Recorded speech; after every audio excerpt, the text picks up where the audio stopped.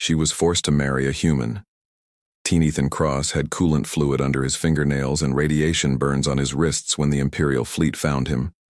He was shoulder-deep in a cargo freighter's hyperdrive, cursing the shoddy Terran components that always seemed to fail at the worst possible moments, when shadows fell across the repair bay of Europa Station. "Are you Ethan Cross, son of Maria Cross, great-nephew of Emperor Maximus Cross?" The voice was crisp, mechanical, emanating from a floating surveillance drone that hovered at eye level. Ethan wiped his hands on his coveralls and squinted up at the massive ships blocking out Jupiter's pale light through the station's viewport. Imperial destroyers, 4 of them, their hulls gleaming obsidian against the gas giant's swirling clouds. His heart pounded against his ribs.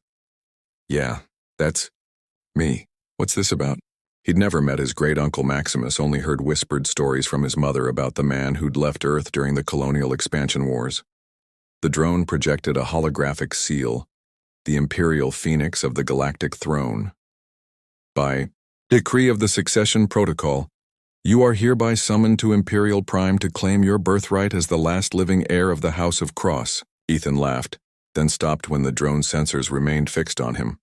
"You're serious? You think I'm what, royalty?" "Your great-uncle Emperor Maximus Cross was the sovereign ruler of the Galactic Empire," the drone continued. "With his death from Corellian fever 2 days ago, and the subsequent deaths of all other heirs in the Titan Rebellion, the bloodline traces directly to you." The words hit him like a meteor impact. Emperor? Him? The guy who lived in a converted storage unit and survived on nutrient bars and synthetic coffee? "I think you've got the wrong person," Ethan said, backing toward his toolkit. "I fix starships. I don't even own dress clothes.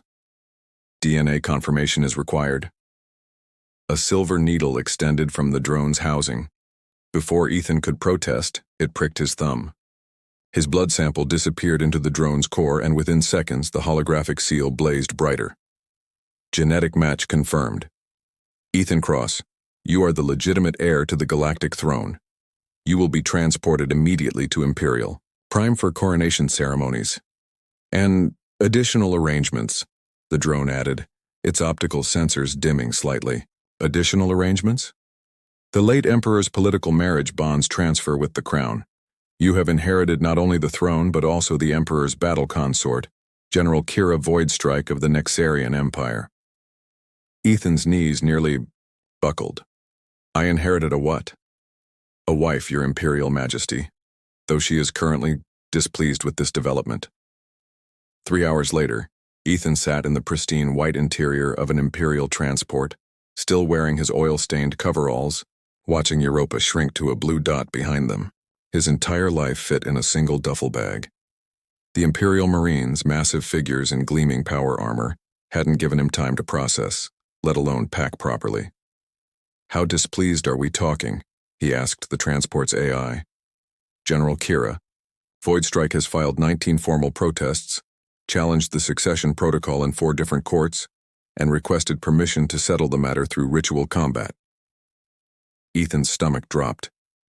"Ritual combat?" "To the death. She has been quite vocal about her objections to the arrangement." Through the viewport, Imperial Prime appeared. A massive world city of crystalline towers and orbital platforms. Somewhere down there waited a warrior queen who wanted him dead, and somehow, according to galactic law, she was his wife. Ethan pressed his face against the viewport and wondered if he could convince them to just drop him off at the nearest spaceport instead. The throne room of Imperial Prime was a cathedral of power, soaring columns of liquid metal, walls that pulsed, with bioluminescent patterns and a ceiling that opened directly to the stars themselves. Ethan stood at its center, dwarfed by the grandeur, still wearing his coveralls because no one had thought to provide him with proper attire. He wasn't alone. General Kira Voidstrike stood 30 feet away, and she was magnificent in the most terrifying way possible. 9 feet of corded muscle and predatory grace, her skin a deep emerald black that seemed to absorb light. Geometric silver tattoos spiraled across her arms and face, ritual markings that identified her as Nexarian military elite. Her eyes were the color of molten copper, and they regarded him with barely contained fury. She wore form-fitting obsidian armor that emphasized every dangerous curve, and twin plasma blades hung at her hips. When she spoke, her voice was like controlled thunder. "This is the weakling they expect me to serve?" Her accent was precise, each word carved from ice. "He looks like he belongs in a waste processing facility." Ethan flushed crimson. "Nice to meet you too." "I did not address you, child." The Imperial AI Atlas materialized between them, a shifting hologram of geometric light patterns. "General Voidstrike, Emperor Cross. I am Atlas, Administrative Intelligence of the Imperial Court." "I am not an emperor," Ethan interrupted. "I'm a mechanic who accidentally inherited a cosmic nightmare." Kira's copper eyes flashed. "At least you're honest about your incompetence." "Look," Ethan said, stepping forward despite every instinct screaming at him to flee. "I don't want this any more than you do. Can't we just dissolve whatever this marriage thing is and go our separate ways?" Kira's laugh was sharp as shattering crystal. "You think I haven't tried? I filed appeals with every court from here to the Outer Rim. The law is absolute. The Imperial bond cannot be dissolved for one full galactic cycle." "So you're stuck with me," Ethan said slowly. "And I'm stuck with you. And neither of us wants this." "Correct," Kira said, circling him like a predator studying wounded prey. "Though stuck implies temporary inconvenience, what I'm experiencing is more akin to cosmic punishment." Atlas pulsed with soft light. "Your quarters are prepared. Adjacent suites in the Imperial Wing. Your first state function is scheduled for tomorrow evening." "Adjacent?" Kira's eyes widened dangerously. "I will not be caged near this child. The law requires the Imperial couple to maintain reasonable proximity," Atlas explained, "for security and diplomatic purposes." Ethan felt heat creep up his neck. "I'm 18. I'm not a child." Kira stopped circling and fixed him with a stare that could melt steel plating. "You are 11 years younger than me, untrained in combat, politics, or leadership. You've never killed anyone, never commanded a fleet, never made a decision that affected more than your next meal.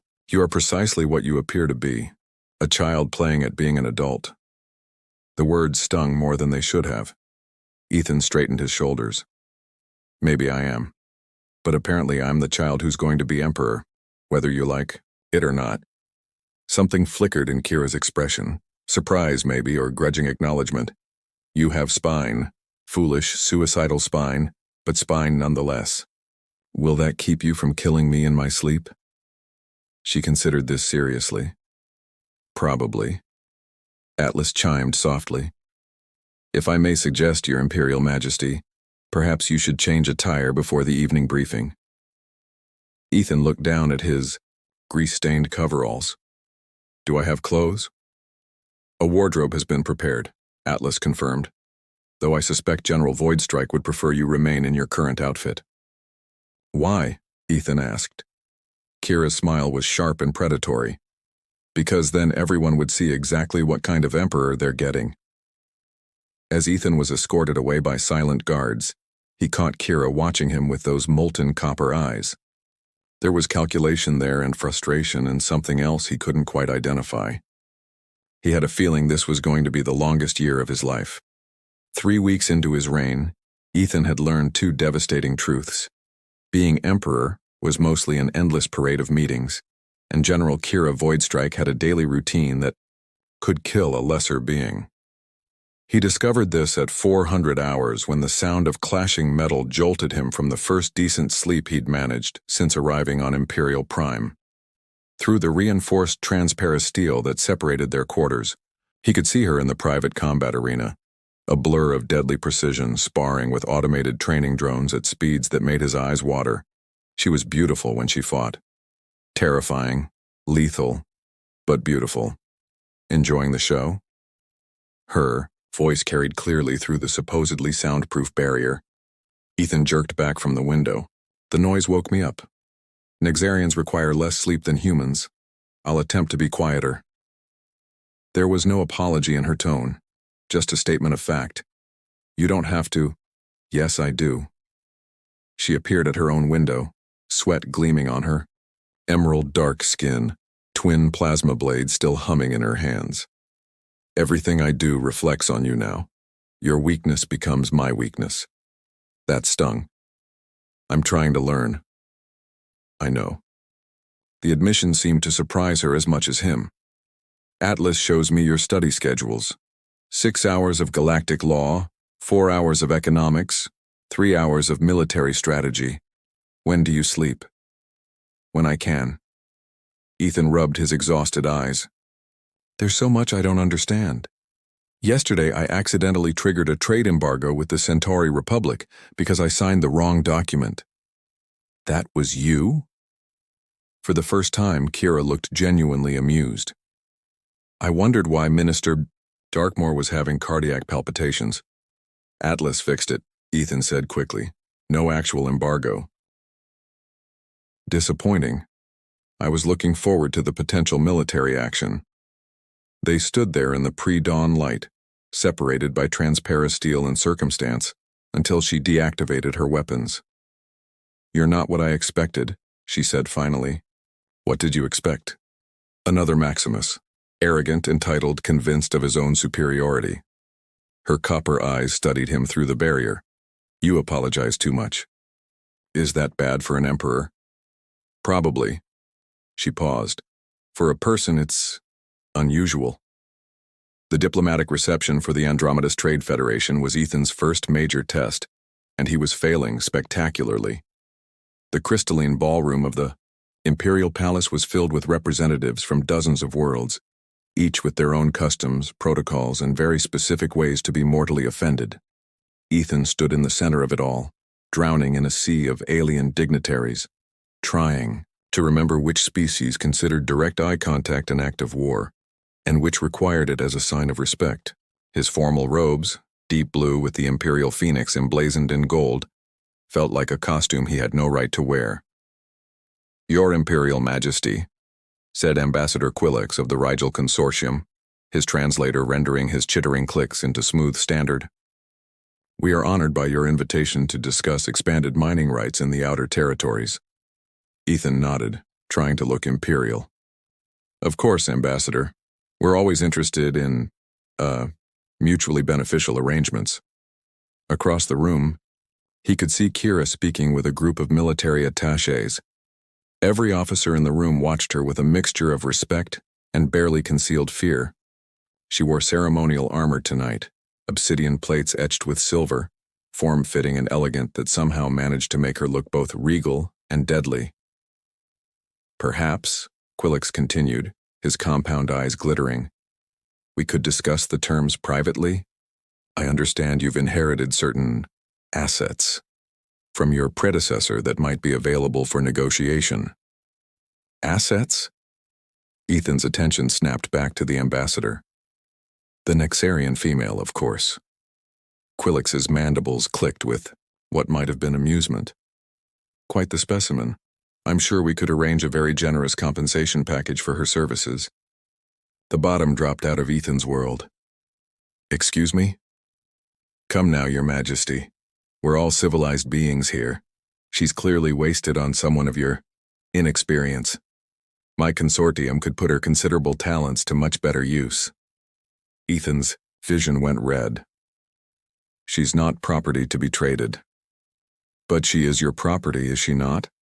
Spoils of political alliance? Quillix leaned closer, his voice dropping to what he probably thought was a conspiratorial whisper. Between us, surely. You can see the practical benefits. A young ruler such as yourself would be better served by a more manageable companion. The answer is no. The words came out harder than Ethan intended. Don't be hasty, boy. You have no idea what you're rejecting. Take your hands off me. Ethan looked down at the ambassador's chitinous claw gripping his arm, then back up at the alien's smug expression. In that moment, something crystallized inside him. Not just anger, but understanding. This was what it meant to be emperor. Not the ceremonies or the protocols, but the choices. The responsibility to protect those who couldn't protect themselves, even if they could clearly protect themselves just fine. General Voidstrike isn't my bodyguard, he said quietly, his voice carrying clearly in the sudden hush that had fallen around them. She's my partner, and if you ever speak about her like that again, you'll discover just how protective I can be. When he looked up, he found Kira watching from across the room, her copper eyes unreadable. But she nodded once, a small gesture that somehow felt like victory. That's when everything went wrong. Your Imperial Majesty, Minister Darkmoor appeared, at his elbow, his pale face flushed with panic. We have a situation. The Vegan delegation is claiming you've just declared the Rigel Consortium a hostile entity by threatening their ambassador in public. Ethan's stomach dropped. I didn't threaten anyone. The Vegans are demanding an immediate apology and reparations, Darkmoor continued, sweat beading on his forehead. The Rigel Consortium is claiming diplomatic immunity was violated, and the Centauri Republic is saying this proves the new emperor is unstable and unfit to rule. The ballroom had gone deadly quiet. Every eye was on Ethan, waiting to see how the teenage emperor would handle his first diplomatic crisis.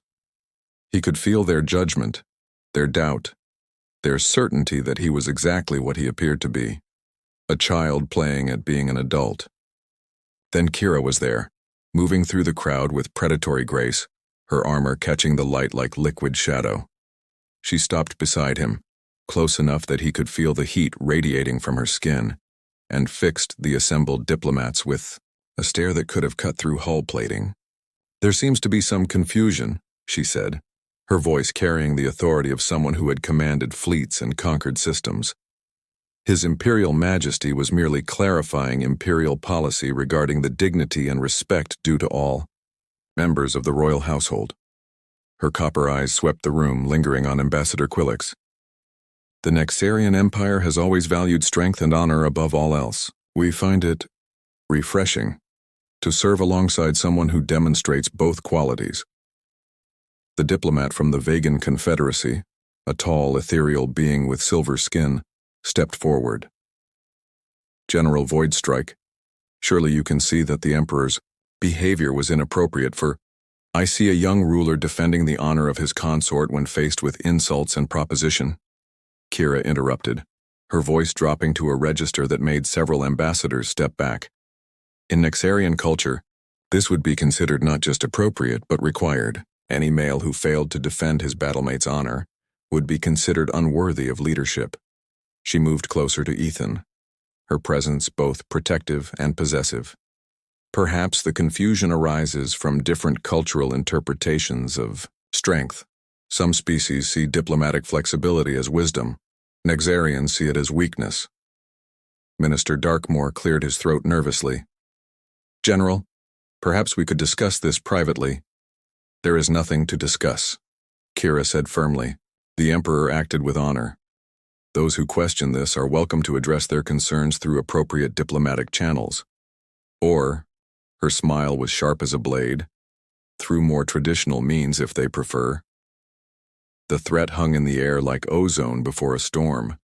One by one, the assembled diplomats began to nod and murmur agreements, suddenly very interested in the refreshments and the spectacular view of Imperial Prime's skyline. As the crowd dispersed, Kira remained beside Ethan, close enough that he could catch the faint scent of her armor's cooling systems and something else, something that was purely her. Thank you, he said quietly. Don't thank me yet, she replied, but there was something different in her voice. Less hostility, more calculation. You defended my honor in front of the entire diplomatic corps. You're my partner. It's what partners do. Something flickered in her copper eyes, surprise maybe, or the beginning of respect. That was either very stupid or very brave. Can't it be both? For the first time since he'd met her, Kira Voidstrike smiled. Not the predatory grin she wore in combat, but something smaller and more genuine. With you, it usually is. Later that night, Ethan found himself standing at the great window of his quarters looking out at the lights of the city below. The diplomatic reception had been salvaged, barely, but he could feel the weight of every mistake, every moment of uncertainty, every sign that he was exactly what his critics claimed, an inexperienced boy trying to fill a man's role. "You're brooding," Kira's voice came from behind him. She'd changed from her ceremonial armor into simpler clothes, fitted black pants and a sleeveless tunic that revealed the intricate silver tattoos covering her arms. "I'm thinking. Dangerous habit for an emperor." She moved to stand beside him at the window, close enough that he could see the patterns her tattoos made in the starlight. What Ambassador Quillick suggested. "Has anyone else made similar offers?" Ethan's jaw tightened. 3 other delegations, 2 trade consortiums and 1 military alliance, all very interested in your services. "And you refused them all?" "Of course I did. You're not a commodity to be bartered." Kira was quiet for a long moment, studying his reflection in the window. Maximus used to entertain such offers, never seriously, but he enjoyed letting them think he might consider it. He said it reminded me of my place. "Your place," Ethan said carefully, "is wherever you choose it to be." She turned to face him fully, her copper eyes searching his face in the dim light. "You really believe that?" "I do. Even though I'm bound to you by law? Even though I can't leave for 11 more months? Especially because of that." Ethan met her gaze steadily. "You didn't choose this any more than I did. The least I can do is make sure you're treated with the respect you deserve." Something shifted in Kira's expression. A wall coming down, maybe, or a door opening just a crack. "You continue to surprise me, Ethan Cross." It was the first time she'd used his name without a title, and the sound of it in her voice made something warm unfurl in his chest. "Is that good or bad?" "I'm still deciding," she said, but there was the hint of a smile at the corners of her mouth. "But tonight you did well. You have the instincts of a leader, even if you lack the training." "Then teach me," he said quietly. "Everything you know about politics, warfare, leadership. Teach me to be worthy of the crown they've given me." Kira studied his face in the starlight, searching for something. Whatever she found must have satisfied her because she nodded once. "Very well, Emperor Cross, but I warn you, I am not a gentle instructor." Ethan smiled, feeling hope for the first time since this nightmare began. "I wouldn't expect." 2 months into his reign, Ethan had learned that being emperor meant making enemies he'd never met over decisions he didn't fully understand. He discovered this during the Festival of Unity, when representatives from across the galaxy gathered on Imperial Prime to celebrate the Empire's founding, and when everything went to hell. The morning started peacefully enough. Ethan stood on the great balcony of the Imperial Palace, looking out over Unity Plaza, where thousands of beings from hundreds of worlds mingled in celebration. Floating vendors sold exotic foods, holographic displays showcased cultural performances, and children from a dozen species played together in the fountain's spray. "Your speech is in 20 minutes, Kira said, appearing beside him in her ceremonial armor. Over the past weeks, their relationship had settled into something resembling professional partnership. She trained him in combat every morning, sessions that left him bruised but stronger. In return, he listened to her insights on military strategy and galactic politics, insights that proved invaluable in the endless stream of meetings and decisions. "I know," Ethan said, adjusting his formal robes nervously. "I've practiced it 100 times. Good. Try not to accidentally declare war on anyone today." That was one time, he protested, but he was smiling. Kira's dry humor had become one of the few bright spots in his increasingly complicated life. She moved to stand beside him at the balcony rail, close enough that he could see the silver tattoos spiraling across her exposed arms.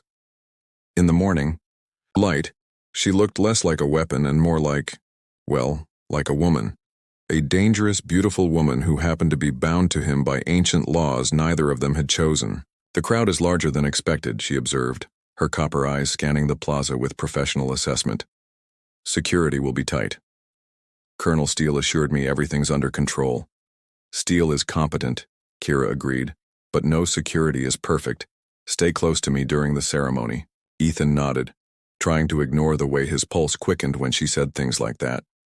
Over the weeks, he'd grown increasingly aware of her presence, the way she moved like liquid shadow, how her rare smiles transformed her entire face, the protective way she positioned herself between him and potential threats. He told himself it was gratitude, nothing more. She was doing her duty, and he was reading too much into it. But when she looked at him like she was doing now, with something that might have been concern in those copper eyes, it was hard to maintain that fiction. Ethan. Her voice had dropped to that low register that made his skin tingle. Whatever happens today, remember what I've taught you. Trust your instincts. Before he could ask what she meant, Atlas materialized between them. Your Imperial Majesty, it's time. The speech was going well, all things considered. Ethan stood at the podium in the center of Unity Plaza, addressing the crowd about cooperation, mutual respect, and the Empire's commitment to protecting all its citizens regardless of species or origin. The words felt genuine coming from his lips. These weren't just platitudes copied from his predecessor's old speeches, but beliefs he'd developed through weeks of governing, of seeing how Imperial policies affected real lives. The Empire's strength, he said, his voice carrying clearly through the plaza's amplification system, comes not from dominance but from diversity, not from conquest, but from cooperation. That's when the world exploded. The first plasma blast came from the crowd's edge, a searing bolt of energy that missed Ethan's head by inches and vaporized the podium's corner. Chaos erupted as masked figures emerged from the celebrating crowds, their weapons trained on the Imperial platform. Get down. Kira's voice cut through the screaming as she vaulted over the platform's barrier, twin plasma blades igniting in her hands. She moved like death-given form, carving through the attackers with surgical precision. Ethan dove behind the shattered podium as the air around him turned deadly with weapons fire. Through the chaos, he could see panicked civilians running in all directions, families with children, elderly beings stumbling in terror, species he'd sworn to protect caught in the crossfire. A thermal detonator landed near a group of younglings from the Centauri delegation. Its indicator light pulsed red. 5 seconds until detonation, maybe 4. The children were too close, too scared to move fast enough. Time slowed to crystalline clarity. Ethan could see Kira 50 feet away, locked, in combat with 3 attackers. Could see Colonel Steele and his guards fighting desperately to reach the civilians. Could see the detonator's timer counting down to mass murder. He didn't think. He just moved. Ethan sprinted from cover, scooped up the detonator, and hurled it toward the empty corner of the plaza. He was diving away when it exploded in a brilliant flash of superheated energy and shrapnel. The blast wave picked him up and slammed him into the fountain's edge with bone-jarring force. Pain exploded through his ribs and shoulder, and his vision went white, then black around the edges. Ethan! Kira's voice held something he'd never heard before: panic. She cut down her remaining opponents with ruthless efficiency and reached him in seconds, her hands running over his body, checking for injuries. You idiotic reckless, are you bleeding internally? Can you see my fingers? How many? I'm okay, he gasped, though his ears were ringing and he was pretty sure something in his chest was cracked. The children are alive because of you. Her copper eyes were wide with something between fury and terror. You nearly died. What were you thinking? I was thinking I didn't want to watch kids get blown up. He struggled to sit up, accepting her supporting hand. Are you hurt? She stared at him incredulously. Am I hurt? You just threw yourself on a grenade. Not on it. Near it. There's a difference. You could have been killed. So could you. So could everyone here. Kira's expression went through several rapid changes: rage, fear, frustration, and something else he couldn't quite identify. Around them, Imperial guards were securing the plaza and tending to the wounded. The attack was over, but the aftermath was just beginning. The attackers were Titan separatists, Colonel Steele reported, approaching with his helmet tucked under his arm. They want to fracture the Empire, return to isolated system states. Intel suggests this was just the opening move. Let them come. Ethan said, wincing as Kira helped him to his feet.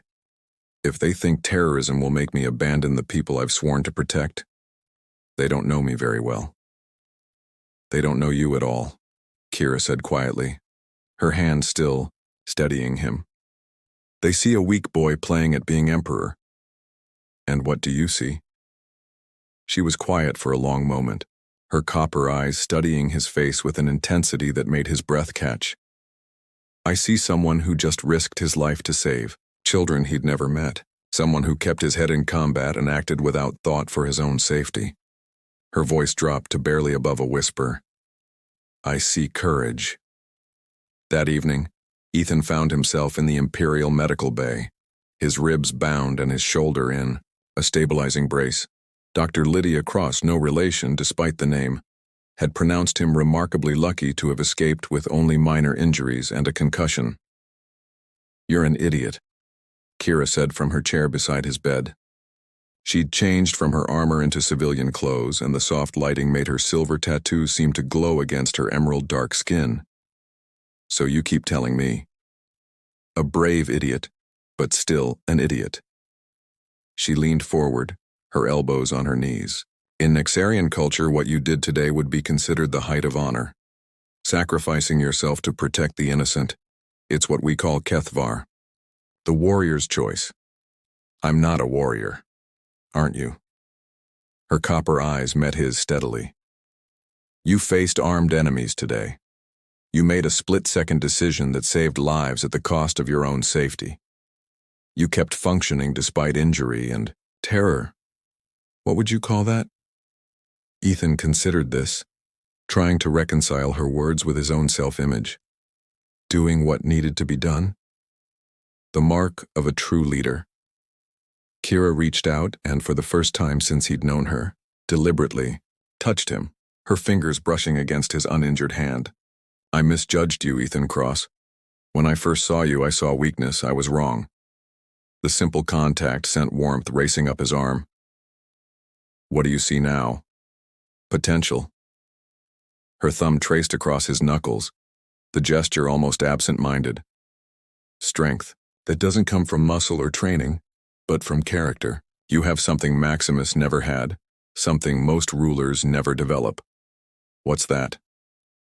You genuinely care about the people you govern, not as subjects or resources, but as individuals worthy of protection. She paused, seeming to realize she was still holding his hand, but she didn't pull away. It's rare and dangerous. Dangerous? Because it means you'll make decisions based on what's right rather than what's expedient. Your enemies will try to exploit that compassion. Her grip tightened slightly. They'll put innocent lives at risk to force your hand.